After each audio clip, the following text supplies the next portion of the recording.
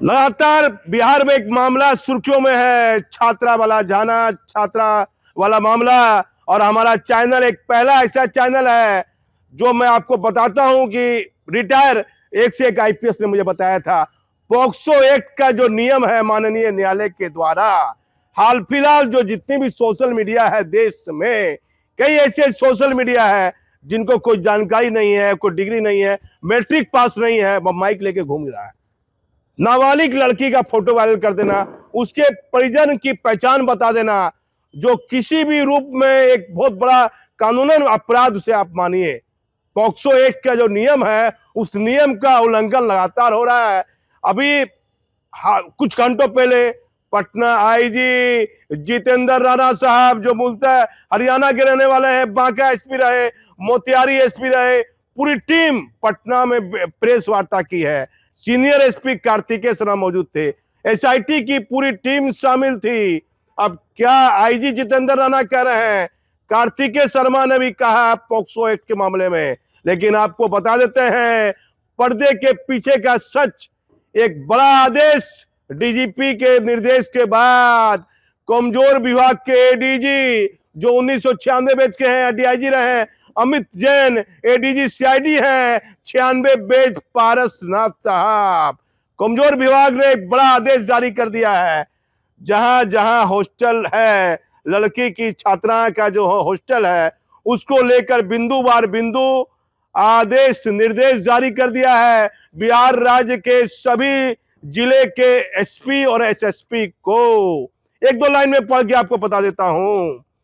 बिहार में राज्य के संचालित गर्ल्स हॉस्टल, लॉज, आवश्यक छात्र छात्रा सुरक्षा संबंधित निर्देश दिए गए हैं। कई बिंदु निर्देश दिए गए हैं, जैसे एटीएम चेक पुलिस करती है, बैंक चेक करती है, उसी आधार पर अब जो नियम रूल है वो छात्राओं के हॉस्टल के मामले में अब पुलिस चेक करेगी कहां क्या खामियां है, लॉज में कितनी लड़की रहकर पढ़ाई करती है, कितनी उसमें सुविधा रहने की है। हर एक नियम को स्थानीय थाने के द्वारा, जो थाने में आता होगा जो लॉज, वहां स्थानीय पुलिस जांच करेगी। और इस मामले में जितेंद्र राणा आईजी क्या कह रहे हैं, कार्तिकेय शर्मा क्या कह रहे हैं, ये तो आप हमारे चैनल पर देखिएगा। लेकिन एक गंभीर मामला जो लगातार बढ़ते सोशल मीडिया पर, जो पत्रकार नहीं है, जिसका काम नहीं है पत्रकारिता करना, कुछ ऐसे लोग जिन्होंने माइक थाम लिया है, इस पर रोकथाम करने के लिए भी अभी भी, जैसे पीसी के लिए पटना में बुलाया गया तो पीआरडी से मान्यता प्राप्त लिखा गया, पीआरडी से मान्यता प्राप्त ही पत्रकार प्रेस वार्ता में आए, उनका स्वागत है जो पीआरडी से मान्यता प्राप्त है। तो राज्य सरकार नहीं, गृह मंत्रालय को भी, कि जो पीआरडी से मान्यता प्राप्त पत्रकार हैं, जो जिसका काम है पैसा पत्रकारिता करना, वैसे ही पत्रकारों को हर सरकारी ऑफिस में, सरकारी कार्यालय में जहां प्रेस वार्ता की जाती है वहां बुलाया जाए। और अन्य सोशल मीडिया, अन्य लोग हैं जिनको खबर चाहिए, उसके लिए एक अलग से ग्रुप बना दिया जाए। इसको वीडियो आप दे दीजिए, आप प्रेस की जानकारी दे दीजिए, प्रेस रिलीज दे दीजिए कि उसको नाराजगी नहीं हो। मान लीजिए कोई मीडिया वाला, उसका कार्ड नहीं बना हुआ हो, वास्तव में वो पत्रकारिता करना वाला, सबका कार्ड बनना जायज नहीं, आज नहीं बन सकता, मुश्किल है। तो अब ये इसमें एक नियम भी लगातार चर्चा में है कि पॉक्सो एक्ट को कुछ सोशल मीडिया के लोग जो बेवजह फोटो वायरल कर देते हैं, परिजनों का वीडियो बना रहे हैं। अब ऐसे मामले में बिहार पुलिस सरदार पटेल भवन सख्त हुआ है, सख्त हुआ है। पर्दे के पीछे चर्चा है इस मामले में, छात्रा के मामले में, जहानाबाद की नीट की छात्रा के मामले में डीजीपी, अभी भी लोग इनको उतना टोल कर रहे हैं, वर्तमान डीजीपी को, जिन पर कभी कोई आरोप नहीं लगा, ना पेपर लीक के मामले में, ना भ्रष्टाचार के मामले में वर्तमान डीजीपी पर कोई आरोप है, ना जातिता का आरोप है। एक अंदर की बात जो नहीं बतानी चाहिए, मैं इशारे इशारे में बता देता हूं, कठोर सच है। डीजीपी को मालूम पड़ा कि एक एसपी गड़बड़ कर रहा है, नहीं देखा कि उनकी सौ जाति का है, सरकार को जानकारी दी और उस एसएसपी को फील्ड से हटाया। उस आईपीएस का नाम, उस डीजीपी का नाम विनय कुमार है। अब विनय कुमार इस मामले में लापरवाही करने वाले कुछ बड़े पुलिस पदाधिकारियों पर गाज गिरना संभवतः तय मानिए आप कि ये मामला सीबीआई को चला गया है, लेकिन जहानाबाद नीट छात्रा के मामले में बड़ी कार्रवाई बिहार राज्य सरकार के आदेश के बाद डीजीपी ने मान लिया है कि इस मामले में जो लापरवाह अफसर हैं उन पर एक बड़ी कार्रवाई होगी। अब क्या कह रहे हैं आईजी एसपी वो आप सुनिए, और बड़ी महत्वपूर्ण जानकारी हमारा चैनल आपको देता रहेगा समय समय पर। सच देखना है तो हमारे चैनल पर बने रहिए। मैं भागलपुर से दीपक नौरंगी। स्वागत है। इस प्रेस वार्ता को विशेष रूप से बुलाया गया है क्योंकि माननीय पोक्सो न्यायालय से एक महत्वपूर्ण आदेश प्राप्त हुआ है चित्रगुप्त थाना कांड संख्या के संबंध में, जिसके बारे में आप सभी को जानकारी है कि पुलिस मुख्यालय के निर्देशानुसार एसआईटी द्वारा इसका अनुसंधान किया जा रहा था और उसके बाद वर्तमान में बिहार सरकार के द्वारा इस कांड के अनुसंधान अग्रिम अनुसंधान हेतु सीबीआई को कार्यभार सौंपने का जो अनुशंसा की गई। इस कांड के संबंध में जो माननीय न्यायालय का आदेश प्राप्त हुआ है उसके अनुपालन हेतु आप लोगों की सुविधा के लिए कुछ इस मामले के जो तथ्य हैं उनको आपके सामने जो एसआईटी के विभिन्न सदस्य उनके द्वारा रखा जाएगा ताकि इसके माननीय न्यायालय के आदेश का जो है अनुपालन किया जा सके। एसआईटी के द्वारा जो इस संबंध अनुसंधान के दौरान जो तथ्य आए हैं उनको जो पुलिस मुख्यालय को पुलिस महानिदेशक महोदय को एक तथ्य प्रतिवेदन समर्पित किया गया, जिसके आधार पर एसआईटी के द्वारा जो विभिन्न तथ्य हैं इसमें उनसे आप लोग को अवगत कराया जाएगा ताकि माननीय न्यायालय का जो आदेश है उसका अक्षरशः अनुपालन करने में जो भी संबंधित है उन सभी को सुविधा हो। पहले तो 9 जनवरी को विक्टिम के परिवार के द्वारा कदमकुआं थाने के एक पुलिस पदाधिकारी को फर्द बयान दिया गया। उस फर्द बयान को चित्रगुप्त नगर थाने को अग्रसारित किया गया। फर्द बयान प्राप्त होने के साथ ही वहां पे उस फर्द बयान के आधार पे एक प्राथमिकी दर्ज की गई सुसंगत धाराओं में। सूचना प्राप्त होने के साथ ही चित्रगुप्त नगर थाने की पुलिस पदाधिकारी एवं एफएसएल की टीम के द्वारा घटनास्थल जो बताया गया था फर्द बयान में उसका बृहद रूप से निरीक्षण किया गया। निरीक्षण के क्रम में सबसे पहले तो ये पाया गया कि पूरे घटनास्थल पे सीसीटीवी का व्यापक कवरेज मौजूद है।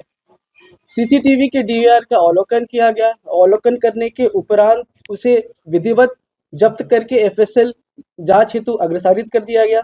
साथ ही साथ एफएसएल के द्वारा घटनास्थल पे जो भी महत्वपूर्ण साक्ष्य मौजूद थे उन्हें विधिवत सीज करके फोरेंसिक जांच के लिए भेज दिया गया। साथ ही साथ जो भी संबंधित वहां पे लोग थे इस घटना से, जैसे उस हॉस्टल के वार्डन हो गए, वहां रहने वाली अन्य लड़कियां हो गई, गार्ड्स हो गए, साथ ही साथ जो हॉस्पिटल में पीड़िता के परिवारजन थे और डॉक्टर जिन्होंने उनका इलाज कर रहे थे, उन सभी का बयान लिया गया। उन सभी के बयान का वीडियो भी बनाया गया। साथ ही साथ ये उसके बाद परिवार के द्वारा अनुसंधानकर्ता को पीड़िता के कमरे से मिले एक दवा के खाली स्ट्रिप प्रदान किए गए। उस दवा का नाम एमिटोन प्लस है। साथ ही साथ फैमिली के द्वारा ही पुलिस को 5 कपड़े प्रदान किए गए। परिवार के द्वारा बताया गया कि यह वही कपड़े हैं जो ये पीड़िता पहन रखी थी और हॉस्पिटल के द्वारा उन्हें दिए गए थे। साथ ही साथ पीड़िता का मोबाइल फ़ोन भी उपलब्ध कराया गया। इन सभी को अग्रतर फॉरेंसिक जांच के लिए भेज दिया गया। इन सब की सूची बनाई गई। साथ ही साथ अनुसंधान के क्रम में यह भी पता चला कि ये पीड़िता का उम्र 18 से कम है, वो जुवेनाइल है। अतः इस कांड में पॉक्सो एक्ट के धाराओं का भी समावेश किया गया। इसमें जब तो ये जानकारी प्राप्त हुई कि 6 तारीख को पीड़िता को हॉस्टल के कमरे से निकाल के डॉक्टर सजानंद के अस्पताल लाया गया था। फिर समुचित इलाज हेतु जो परिजनों के द्वारा ही इनको प्रभात मेमोरियल अस्पताल ले जाया गया। अग्रतर अनुसंधान में बात निकल के आई कि जब इनको प्रभात मेमोरियल अस्पताल ले जाया गया तो वहाँ पे ये कोशिश की गई कि पुलिस केस दर्ज ना हो, परंतु प्रभात मेमोरियल के द्वारा 6 तारीख को एमएलसी काटा गया और थाना को इसके बारे में सूचना दी गई। थाना को सूचना प्राप्त होने पर एक महिला सब इंस्पेक्टर के द्वारा वहाँ पे आई जो उनके परिजनों से मिली। परिजनों के द्वारा बताया गया कि जब वो होश में आएंगी तब अपना बयान दर्ज करके अग्रता कांड दर्ज करेंगे। महिला सब इंस्पेक्टर के द्वारा वहाँ के परिजनों को नंबर दिया गया अपना कि अगर कुछ भी इसमें कहना चाहते हो तो आप लोग इस नंबर पे कॉल करके बताएं। 9 तारीख को सब इंस्पेक्टर को फ़ोन आता है और वहाँ पे जाके फिर ये फर्द बयान दर्ज होता है और जैसा बताया गया कि इसमें कांड दर्ज किया जाता है। क्योंकि इसमें जब 6 तारीख को सब इंस्पेक्टर के द्वारा विजिट किया गया था और उसमें जो कदम कुआं थाना में प्रभार में चल रहे थे उनको तुरंत इसके बारे में सूचना चित्रगुप्त नगर थाना प्रभारी को देना चाहिए था और जो चित्रगुप्त नगर थाना प्रभारी उनको भी इसमें कार्रवाई करनी चाहिए थी, इसलिए उन पर अभी अनुशासनिक कार्रवाई की जा रही है। पीड़िता दिनांक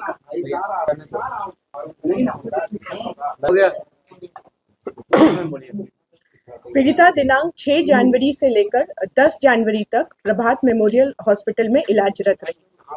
अनुसंधान के क्रम में प्रभात मेमोरियल से ट्रीटमेंट एवं डिस्चार्ज रिकॉर्ड को प्राप्त किया गया।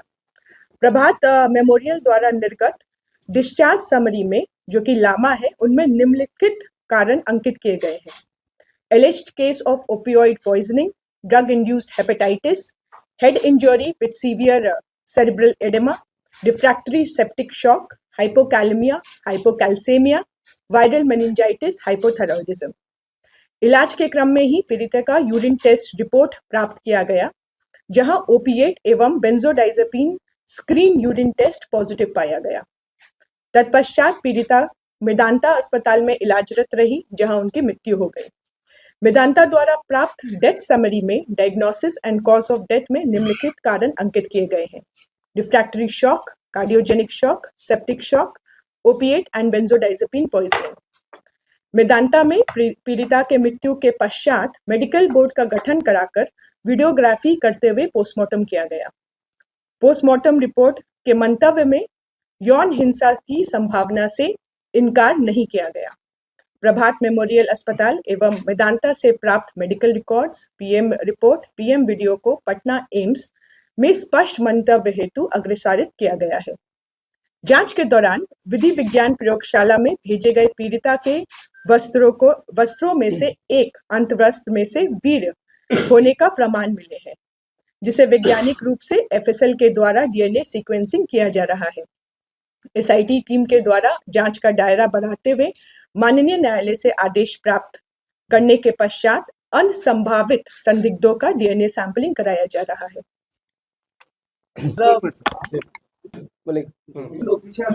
द्वारा अनुसंधान के क्रम में यह बात निकल कर आई कि 27/12/25 को विक्टिम अपने फैमिली, जिसमें उसके माता पिता और भाई है, उसके साथ पटना स्थित हॉस्टल से जहानाबाद एक गाड़ी से जाती है, स्कॉर्पियो गाड़ी से।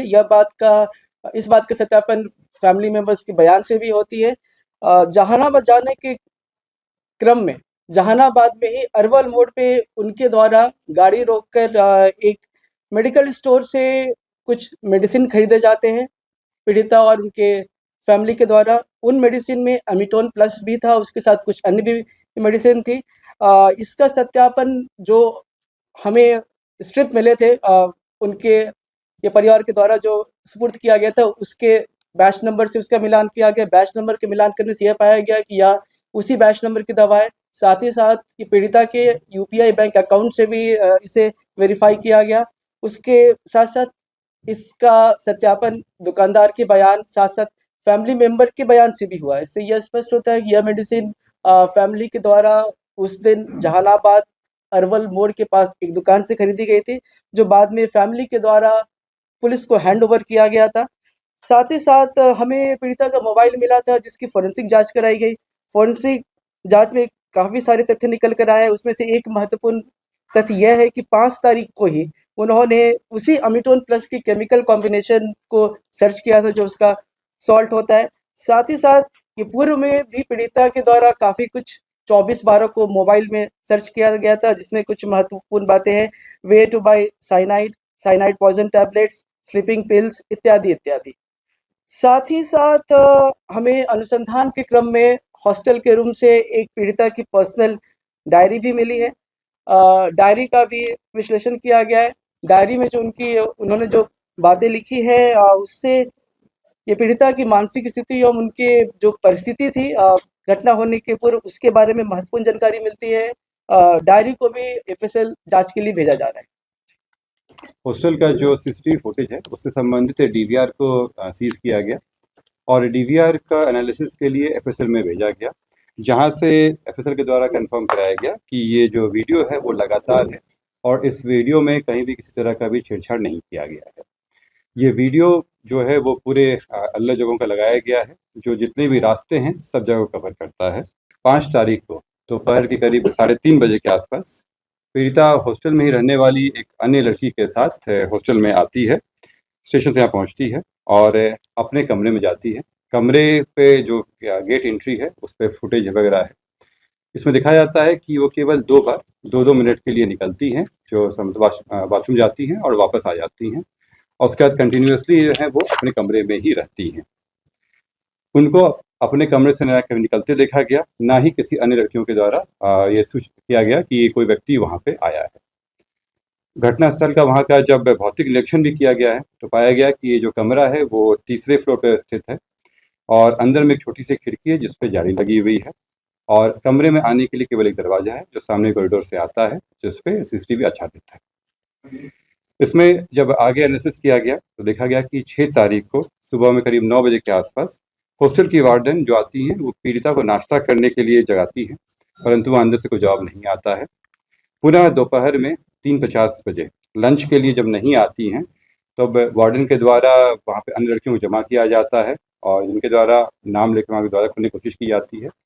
वहाँ के बगल के गार्ड के मदद के द्वारा दरवाज़ा तोड़ा जाता है और तोड़ के उनको निकाला जाता है।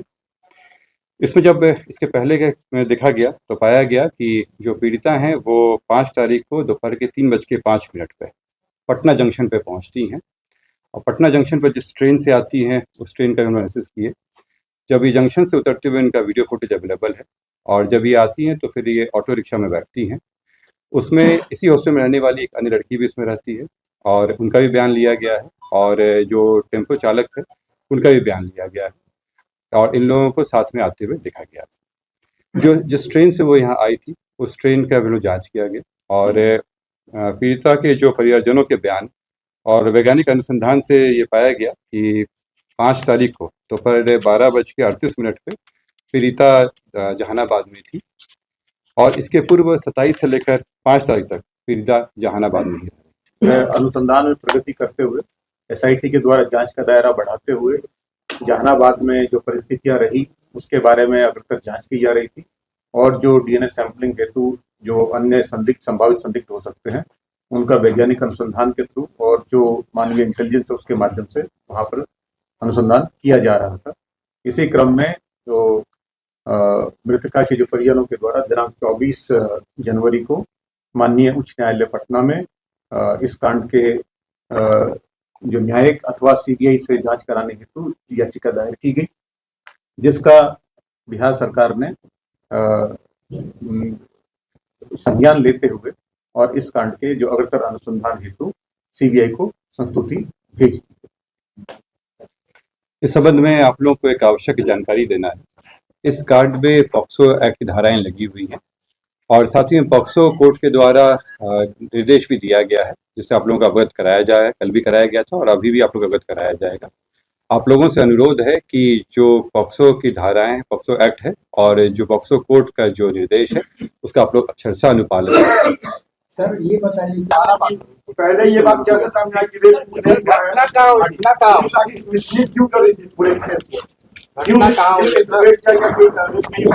पटना में हुआ है या जहानाबाद?